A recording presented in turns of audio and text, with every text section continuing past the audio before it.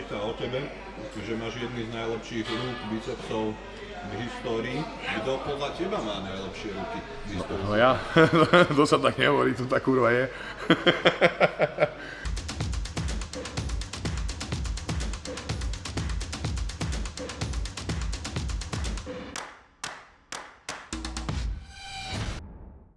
What's up guys and welcome. You are watching Fazi Fitness. Let's start this video with this clip of the legend Victor Martinez, showing off his current gains at the age of 50. So a big thanks to Antoine Vaillant for posting this video.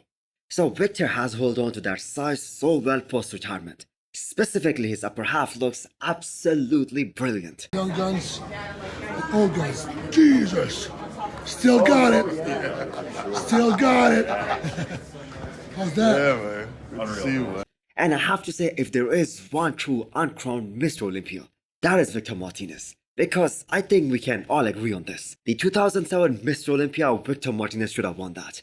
Even Jay Cutler admits that the Olympia 2007 could have gone either way. But sadly for Victor Martinez, he wasn't able to duplicate that same look in the following years. Because in 2008, he could not even compete at the Olympia because he had an injury. And 2009 wasn't even close to what he looked like 2 years ago. But still, this guy left a great legacy in bodybuilding. Whenever the year 2007 comes into discussion, Victor Martinez is the hot topic. Or whenever we talk about those athletes who should have won Mr. Olympia title, Victor Martinez is on the top of that list. So the greatest of all time, Ronnie Coleman, rated Victor Martinez really high, even back when he was competing. In fact, 2007 was the last Mr. Olympia of Ronnie Coleman, but he was only a shell of himself back at that show, and he dropped down to 4th spot. So even Ronnie Coleman stated it multiple times that Victor Martinez was winning the contest all the way till the post down, and the rest is history. Antoine Vaillant's post-show physique update is up next. So is he considering doing Detroit Pro? Well, no word on that by him, but he has been maintaining a great shape post Arnold Classic UK, even with all the traveling that he did after the contest. So placing top 3 at a show like the Arnold Classic Ohio, that was always going to be a huge challenge, especially for a guy like Antoine. So they were pretty close to their personal best in Ohio. And that is why Antoine was moved in and out of the second call-out. But they totally missed it for UK, where they tried to come in a little too big, a little too further, and he kinda spilled over. And the reason was overcarbing. So it is a balancing act for Antoine at this point. He needs to be at that point where he is sharp enough to showcase all his details, but full enough to look really big and have all the pop to his muscles. But more important than that, full enough so that he doesn't lose the pop in some of his weak areas, like his chest for instance. He needs to bring up his back as well, which I'm sure he knows more than any of us. So if he goes for Detroit Pro, it is gonna be an altogether different experience, since there is no Hadi Chopin, no Samson Dauda. So I will keep you guys updated on his announcement, and let's see what show he does next. Because the ultimate goal for 2024 is to qualify for the Olympia. Another name is added to this year's New York Pro Men's Open Bodybuilding list. So this guy has been representing Germany for quite some years now in the Men's Open class.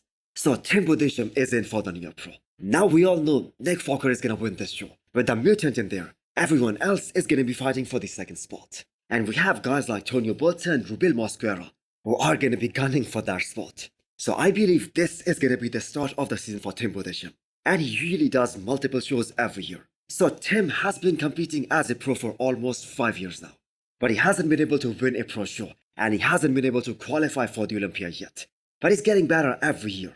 We saw the best Tim last year at Flex Pro Italy, and he brought really good conditioning at that show. So Tim in his recent update looks really huge. But the thing is, we get a different perspective when he's standing next to the competition, standing next to a different caliber of guys, and that really exposes his weaknesses. Like for instance, he isn't the biggest guy out there from any angle. He isn't the most aesthetic guy either, and this is the era of aesthetics. But what he does have is conditioning. He is always spot on conditioning wise. So what does Tim needs to do to win his first pro show?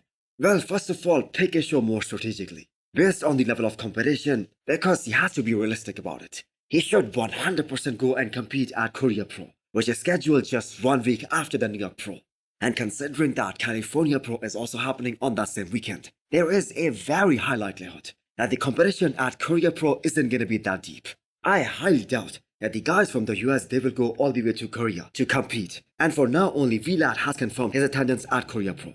So there is definitely a chance for Tim Buddhisham to secure his Olympia spot at Korea Pro and get to the Olympia stage for the very first time.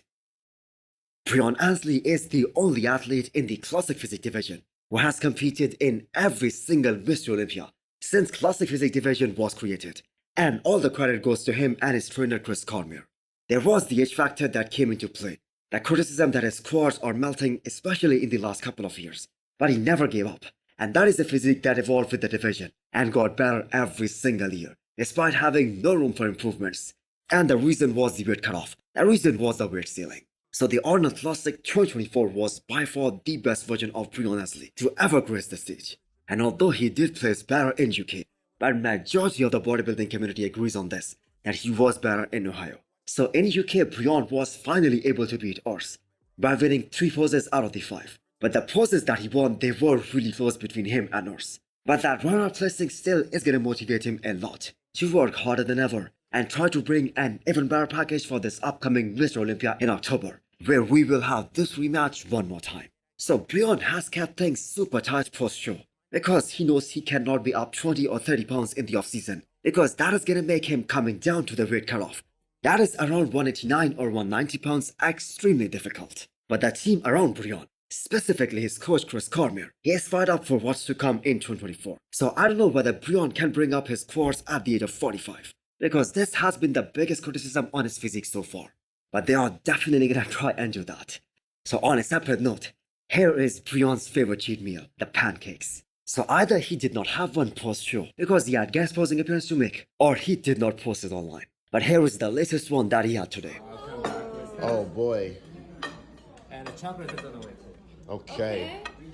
Lastly, we have an update from Michal Krizo, and he is looking so damn impressive. So whether he is on the stage or working out in the gym, because of the size, because of the freak factor that he has, he always looks super impressive and super freaky. So recently he made an interesting comment that his arms are bigger than Nick Walker's arms. So that is an interesting debate right there, because Nick Walker certainly believes that he has got the biggest arms in the IBU Pro League right now.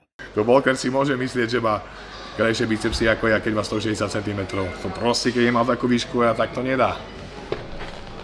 To sú bohyne. And I do have his response over here. He's less than 8 weeks out of the New York Pro, 100% focused on bringing his best. So that is a response that you would expect from Nick Walker. But what do you guys think? Who in your opinion have got the biggest and the most complete arms out of these two mass monsters? So I'm not really sure if Michal Krizo is still prepping for the Emperor Classic Spain, because that was originally the plan. Win over there and that will set him up for a good off-season for this upcoming 2024 season leading into the Olympia in October. So if he is in fact prepping for Emperor Classic, he is 12 weeks out and he seems to be in a great spot to bring his best at Emperor Spain, where he is going to face Behrouz Tabani and Andrea Presti. So hit the thumbs up button if you liked the video and smash the subscribe button if you wanna come back for more. Thanks for watching.